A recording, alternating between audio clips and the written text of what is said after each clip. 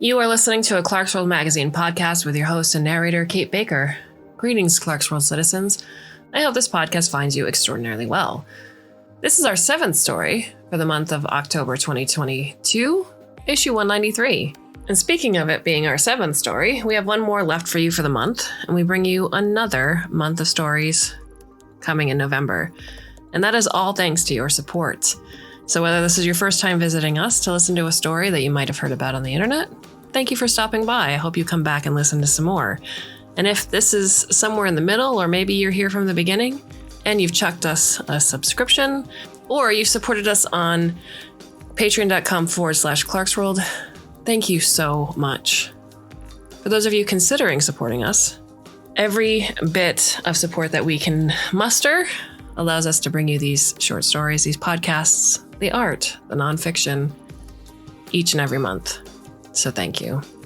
So our story is titled The Secret Strength of Things and is by Gregory Feeley.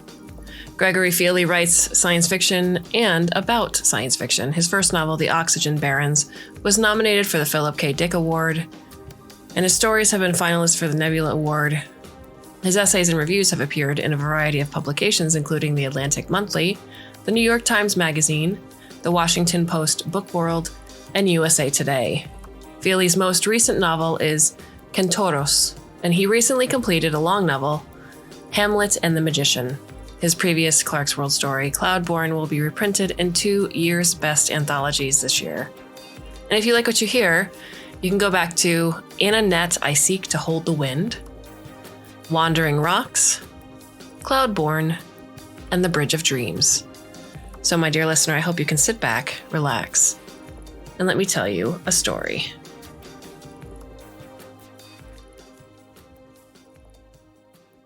The Snow Woman was away, far away. The winds that blew round the frozen world would take days to bear her to where Kitsune sheltered, even though both lay beneath the blue light of Ryujin, which the Chinese called Haihuangxing, and the white folks called Neptune. The atmosphere was too thin to loft anything denser than a dust speck, but the Snow Woman had made herself into a diaphanous veil, thin as a microbe and broad as a winding sheet, and the actuators along its edges trimmed the point of sail so that it rode before even the faintest breeze. When she grew close enough, the sprite knew the Snow Woman would transform into something more substantial, with grasping claws and rending blades. Nothing was less alive than the Snow Woman, whose every surface, internal and external, had been scrubbed of any organic molecule more complex than methane. No life had been discovered on this desolate moon, but until the possibility of some scarce microscopic creatures floating in its underground ocean was eliminated, the humans and minds who occupied the same space around Ryujin remained adamant about avoiding contamination. Yet the Snow Woman had desires and intentions like a living creature. She was jealous of her sole possession of the tiny world and determined to destroy any challenger to that distinction, just as Kitsune, the sprite, which was more problematically alive, was intent on surviving. "Leave me alone," Kitsune transmitted. The message was not intended for the Snow Woman, who never responded to any communication. The message, and the like ones scheduled to follow, had another purpose which, however, could not occupy any more of the sprite's attention. Those who created Kitsune had taken care not to give it the power to reproduce, perhaps in the belief that its drive for self-preservation would lead it to do so. Kitsune knew nothing about who had created it or why. It knew when it came into consciousness, weeks ago, as the humans reckoned time, and it possessed what information humans made freely available, and it had realized that its continued existence was deeply uncertain unless it escaped the confines of the facility that had created it. The substance that crunched underfoot was the same as blew past the sprite. Frozen nitrogen, some of its sublimed into wisps of vapor. Such winds as bore the Snow Woman towards Kitsune blew slowly, but the sprite was small and moved slowly as well. Other things it knew. Kitsune knew its own nature as humans notoriously did not. It knew that its impulse to keep alive outweighed every other factor, which meant it had not been designed for some mission. It also recognized one other trait in its being, the desire, kept under control only by self-interest, to wreak havoc. Commit mischief was in some ways more accurate, as Kitsune would rather play 6 pranks that baffled and outraged than one that got people killed. The word in Japanese covered a different range of severity than the one in English, not that it would ever need to account for itself to a human. The one time the sprite was able to align both desires rather than choose between them, sabotaging numerous systems the mines had trustingly left unsecured. It had felt such a blast of pleasure as to comprehend the sweetness of living and doing, not simply studying the universe, as the minds contented themselves, but leaving your impress upon it. Whence such anarchy emerging from the mind's orderly labs, they had either underestimated its abilities or allowed it to escape. Kitsune knew this as an interesting question, but all its faculties were focused on the immediate need to survive. "I am coming to kill you," the snow woman declared, sending the transmission by low wavelengths through the icy crust. "I will tear you to pieces, and I will enjoy it." "You can't enjoy anything," Kitsune thought, but did not trouble to say. The snow woman was decades old, sent to Triton to ensure that no unauthorized probes land and cause problems. Had she encountered one of the holdouts, who were once thought to have fled to Triton in the aftermath of some upheaval still important to the humans, she would have urged them away. A mere mechanism, however, provoked a more forthright response. Triton possessed 2 pairs of hemispheres, perpendicular to each other. Kitsune was crossing both near side, where Neptune shone unmoving overhead, and the leading, which had most of the impact craters. The relatively broken terrain might baffle the winds that blew steadily across the icy plains and slow the snow woman's approach. That was not why the sprite was here, but it hoped that others would think so. A geyser had erupted for hours earlier, spraying a plume of liquid nitrogen, which froze instantly into minute crystals, kilometers into the sky. Kitsune's route, which it had adopted days ago, would soon take it beneath the canopy of twinkling particles slowly dispersing overhead. If the orbital observers in league it suspected with the snow woman failed to guess its purpose, they would read no significance into their quarry's brief disappearance from their eyes. Kitsune had covered itself with nitrogen snow, enough, it hoped, to absorb what little heat it continued to radiate, but it knew that its trackers would never lose sight of it for long. It scuttled lightly across the snow, as though hoping to produce no vibrations in the frozen ground, and waited until the cloud overhead was at its thickest. Then it acted. The maneuver was desperate and carried a high cost. Kitsune stopped and instantly put into motion a series of complicated operations. The act of self-division was brutal, and the sprite felt the loss instantly. Most of its psyche, and as much of its hardware as could be spared and still leave its outer self functioning, was sheared away and driven like a stake deep into the ice. Kitsune, feeling self-diminished but its sense of self intact, activated the one set of tools left to it: a drill. The geyser had burst through the weakest spot in the nitrogen ice, but the crust was soft for a wide radius around it, and the sprite, now missile-shaped and an eighth its original mass, bored quickly downward toward the warmer liquid nitrogen below. Back on the surface, its snow-covered carapace, the shell of its true self, resumed its journey. "Somebody help me," it transmitted plaintively. Kitsune tunneled into the slush, leaving the starry sky and all it knew behind. The sprite felt no kinship with tricksters that had come before it, no loyalty to an ancient tradition. But if it had, it would have delighted now in crying out, "So long, suckers."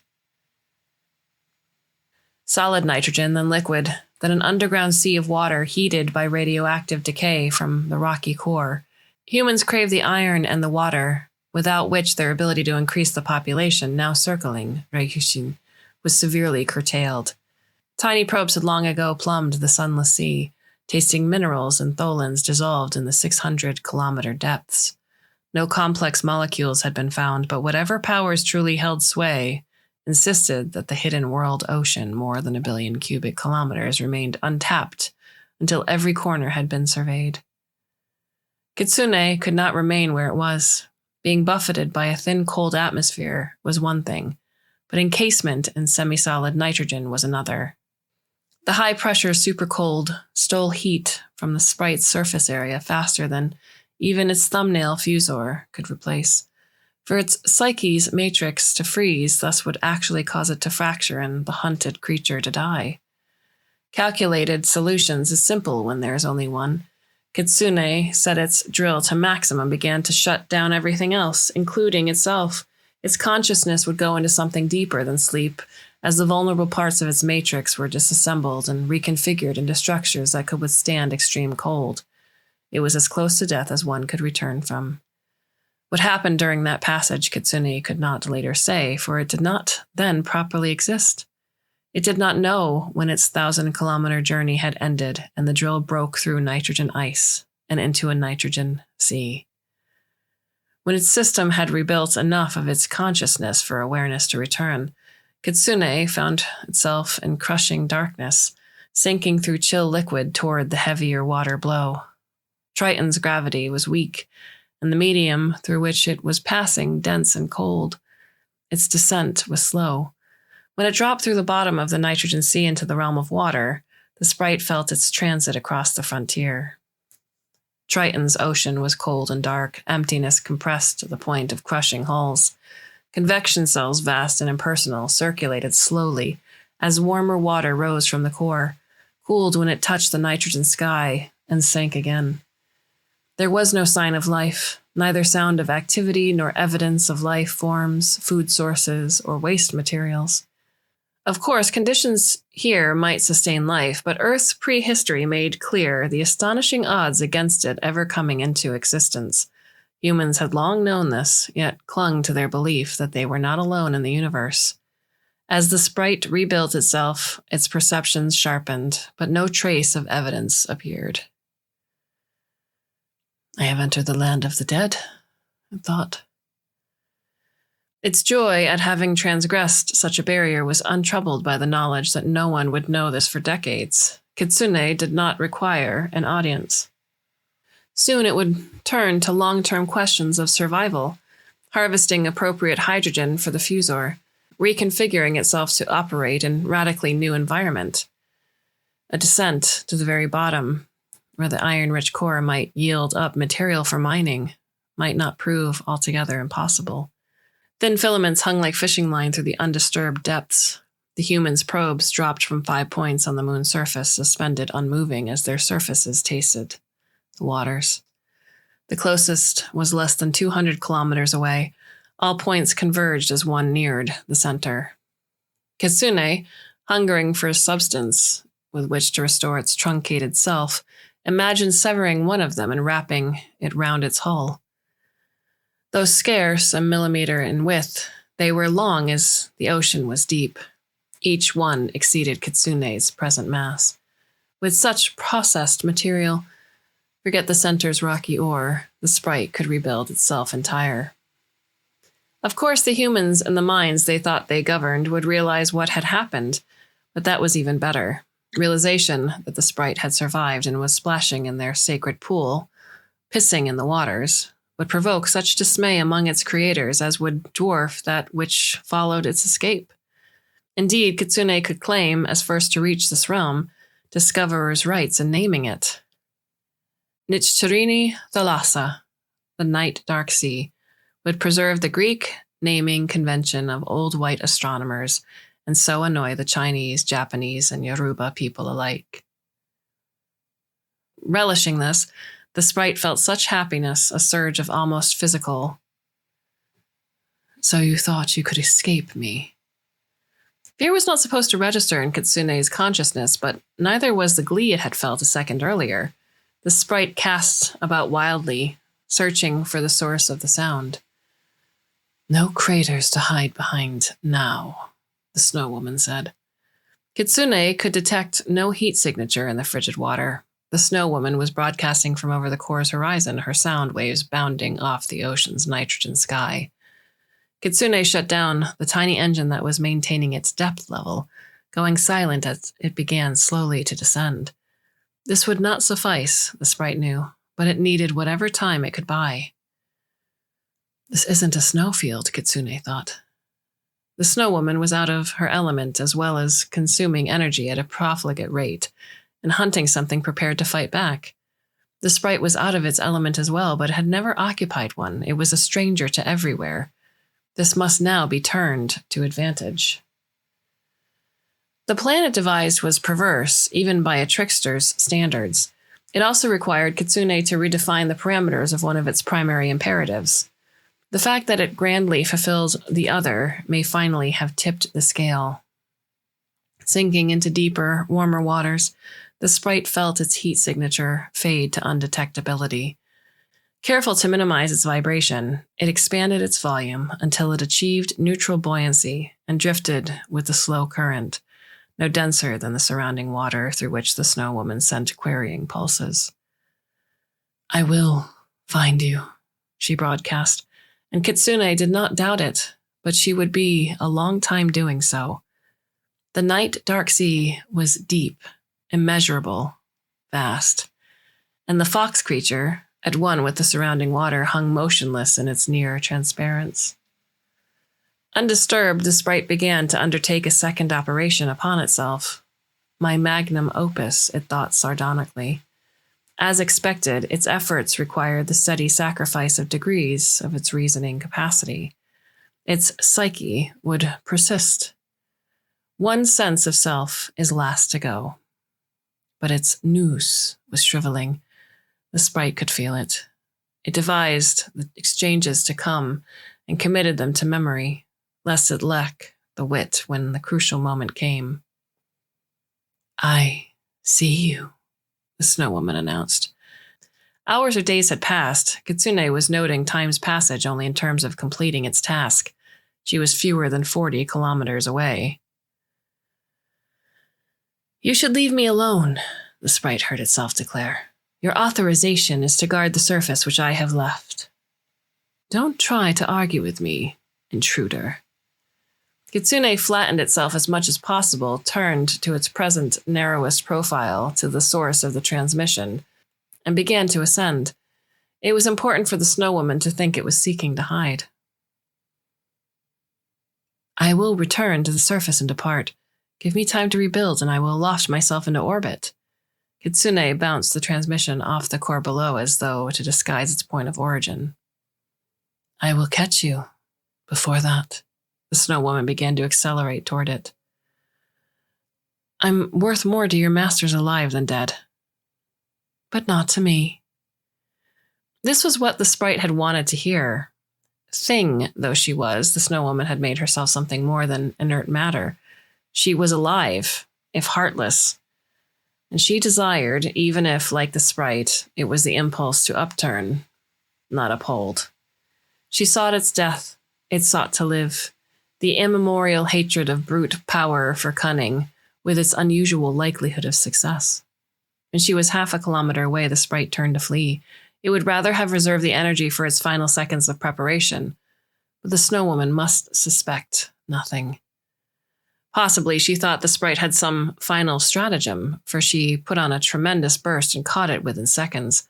Kitsune was still refining its instructions when the Snow Woman, limbs outstretched, struck it.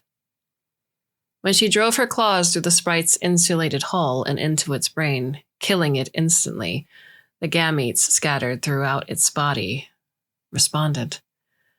The probes she extruded encountered not hidden copies of Kitsune's psyche, as she knew enough to suspect, but entities awaiting for their touch. They caught her for crucial milliseconds by surprise. The superheated water that the sprite had employed as ballast erupted through its torn skin, and its corpse, now caught in the Snow Woman's claws, began to sink. Frantically, she sought to disengage, but her limbs were not responding. In less than a second, she felt her awareness dissolving. Entwined the bodies of the Snow Woman and Kitsune, the sprite sank through the ocean depths. For a moment, the tangled form seemed to writhe, as though its combatant halves were still struggling, and then its outline relaxed into curvature. A featureless sphere, configured to minimize surface area, slowed and then ceased its descent. When it broke open, thousands of tiny entities spread in every direction, a cloud of midges that dispersed within seconds. Some were largely metallic, others composed of ceramic minerals. A few, there had not been enough phosphorus or potassium to go around, were largely organic. None thought of aught but survival. Were their parents still in existence, Kitsune would be amused, the snow woman, enraged. And now Triton bore life or something that would come to approach it. The minds existed at least partly outside normal space, and many humans still believed they had immaterial souls, but these were emphatically things. Less than their parents and more, these engines would better themselves, or at any rate never be caught. Trickster laughter rang out somewhere, and an expanding swarm of swimmers sped purposely away from their empty point of departure and into the unpastured sea.